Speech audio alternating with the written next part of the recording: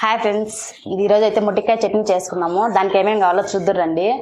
మొట్టికాయలు, ధనియాలు, జీలకర్ర కొన్ని చాలు టేస్ట్ కోసము. ఎండుమిరపకాయలు వేయించుకునేనాను, ఇంకా చింతపండు, టమాటాలు, మొట్టికాయలు వేయించుకోవాలా. రండి వేయించుకునేద్దాం. మొట్టికాయలు ఇలా బాగా ఎర్రగా వచ్చేట్టుగా, పచ్చివాసన పోయేట్టుగా వేయించుకోవాలి. చూడండి, నేత మొట్టికాయలు. టమాటాలు అయితే వేయించుకునేద్దాము. ఇవి బాగా ఎర్రగా అయిపోయిందనక వేగాలి. చూడండి ఫ్రెండ్స్, టమాటాలు అయితే వేగిపోయినాయి. ఇప్పుడు ప్లేట్లోకి తీసుకుంటాను. చూడండి ఫ్రెండ్స్, అన్నీ అయితే వేయించుకునేసినాను. ఇప్పుడు ఒకటోటి వేసి నూరుకునేద్దాం. ఫస్ట్ అయితే నేను జీలకర్ర, ధనియాలు వేస్తున్నాను. జీలకర్ర, ధనియాలు అయితే వేసేసాను. రోట్లో వేసి నూరుకునేద్దాం. ఇప్పుడు అవి అయితే మెరిగిపోయినాయి. ఇప్పుడు ఎండుమిరపకాయలు, ఉప్పు వేసి నూరుతాను. ఉప్పు ఎండుమిరపకాయలు వేస్తే టేస్ట్ బాగుంటుంది.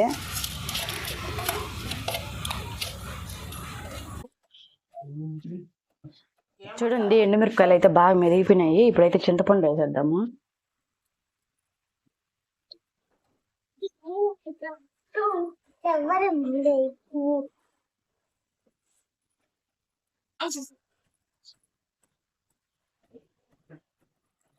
చూడండి, మెరిగిపోయింది. ఇప్పుడైతే టమాటా వేసేద్దాము.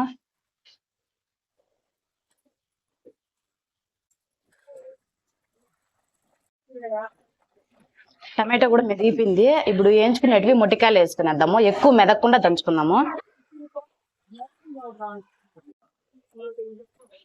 మొట్టికాయలు అయితే ఎక్కువ మెదకుండా నూరేసినాను. ఇప్పుడైతే ఎర్రగడ్డ వేసుకొని దంచుకునేద్దాము.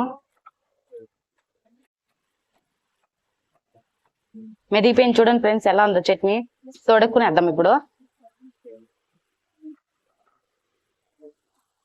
చింతపులుసు నీళ్ళే వస్తున్నాను.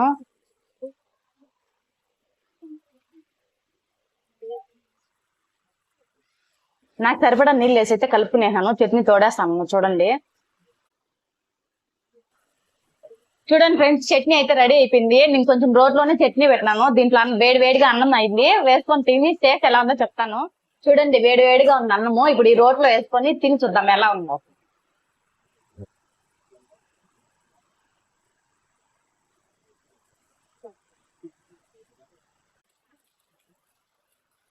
చూడండి,